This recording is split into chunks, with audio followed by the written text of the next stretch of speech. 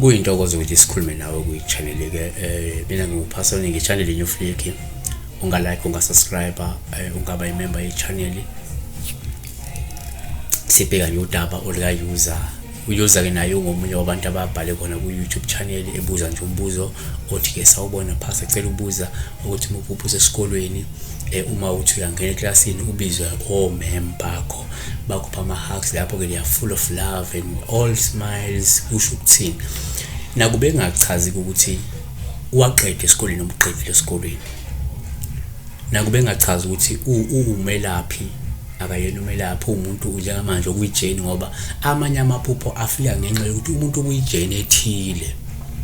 So uma uzolibheka nje ngokwelona ungayazi context kuba nzima ukuthi ulichaze because of the journey lo muntu akuyo. Uzochaza kanti lo muntu is on a journey, so kuye limkhomba ijourney akuyona ukuthi kune progress, kunezinto ezihamba kahle le journey, kunezinto azenza ngendlela efanele kule journey, yayibona. Kodwa ke sesithi ngamabomu number 1, kungenzeka Ukuphupha usesikolweni noma useklasini kube uphawu oluhle kakhulu uma bekwanga bekhaka, ngoba lokho kungasho ukuthi mhlawumbe idalo zakho zijabulile ngawe futhi konke kuhamba kahle phakathi kwakho nezidalwa. 2, kungenzeka futhi uma Ukuphupha usesikolweni noma useklasini kube uphawu oluhle uma wangiwa. Lokho kungaphika ukuthi mhlawumbe kungenzeka uma ukuthi kade usanda kulungisa imimoya yakho, idalo zakho zikwamukele lokho futhi zineme ngakho, yabona. 3, kungenzeka futhi uma Ukuphupha useklasini noma usesikolweni kube uphawu oluhle uma bekwanga noma wangiwa, ngoba lokho kungakhomba ukuthi idalo zakho zineme kakhulu ngesinqumo osanda kusithatha mhlawumbe sokwamukela nokulandela ubizo manje umuntu onobizo, yabona.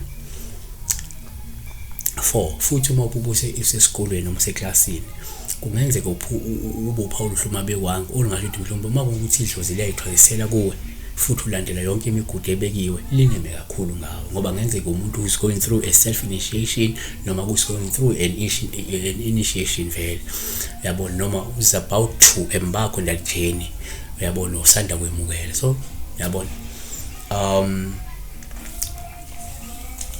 khona into befika kimi manje.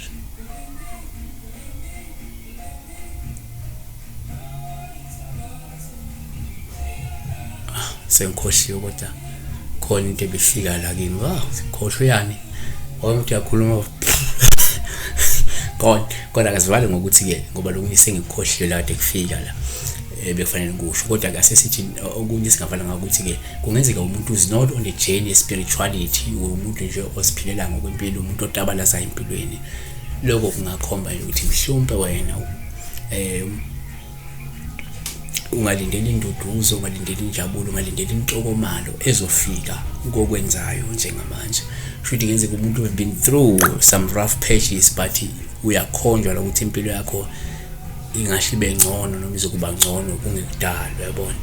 So siyabonga kakhulu ke besifika la udaba lomuntu osesikoleni oseklasini kodwa ethola abantu bemanga, bemhaga, bemjabulela. Kungasho ukuthi idalo zalowo muntu loyo zijabulile, idalo zalowo muntu loyo sineme kwamanje kuyona yonke into akade yenza mhlawumbe eqondene nezidalo, ngisho kukhona kade kwenze kulungisa lapha, yabona. Siyabonga kakhulu ke, be blessed. Makhona usale ngaphandle ke nje cover ngeleli langa. Siyabonga. Siweni